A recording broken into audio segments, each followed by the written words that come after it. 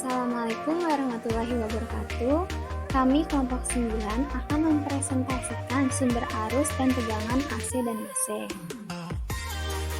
Sebelumnya, perkenankan saya untuk memperkenalkan nama anggota kelompok 9. Yang pertama ada saya sendiri, Mistri Husnia Putri, dengan NIM 121207078. Yang kedua ada Raihana Astagisa dengan NIM 121207086.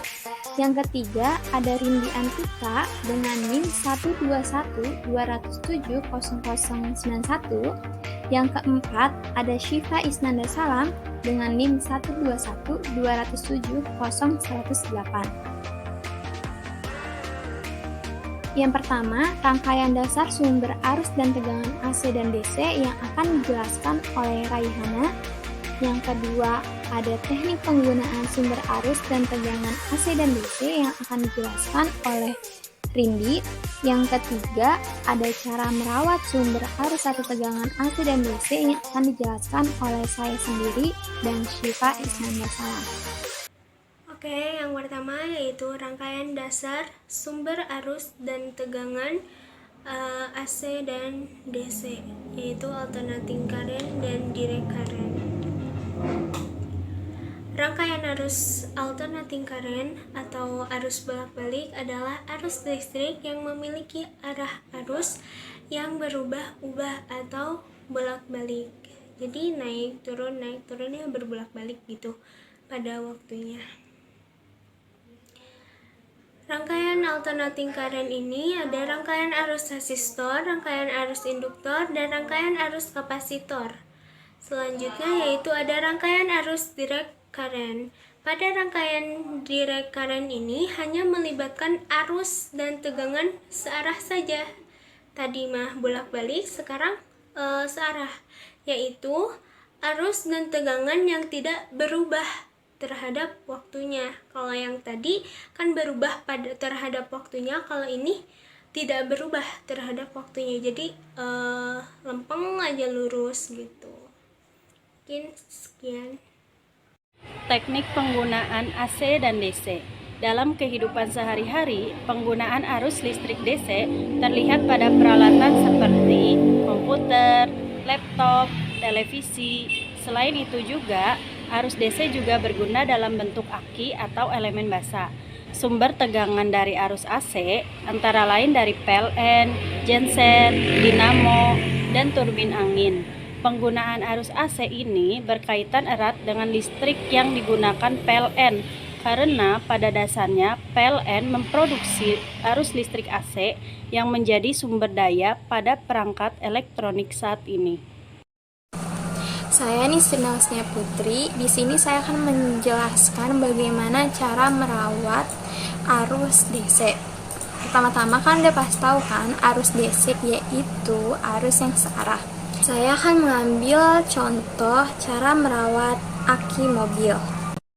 Yang pertama yaitu beban penggunaan aki. Nah, jadi tuh kita harus sering memperhatikan beban penggunaan aki secara berkala. Yang kedua yaitu bersihkan aki secara berkala.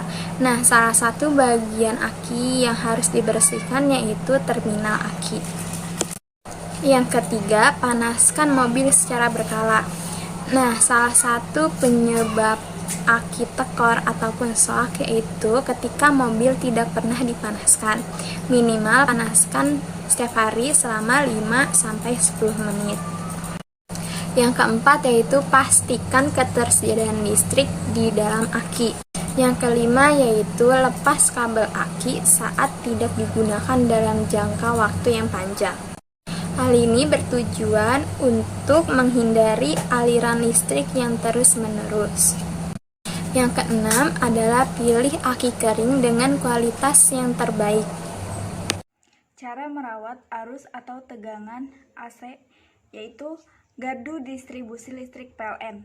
Di sini akan dijelaskan bagaimana cara merawat gardu distribusi listrik, yaitu PLN tetap melakukan pemeliharaan gardu distribusi listrik 20 kV tanpa memutus aliran listrik sementara. Hal ini bertujuan meningkatkan kenyamanan pelanggan, yaitu menjaga kendali distribusi listrik karena gardu terpelihara dengan baik, serta saat pemeliharaan tidak ada pemutusan aliran listrik sementara. PLN menggunakan unit gardu bergerak atau UGB berupa kendaraan truk dengan peralatan layaknya gardu distribusi di dalamnya. UGB tersebut menggantikan fungsi gardu listrik yang dipelihara untuk sementara. Gardu distribusi listrik 20 kV itu sendiri berfungsi untuk menurunkan tegangan listrik dari tegangan menengah menjadi tegangan rendah.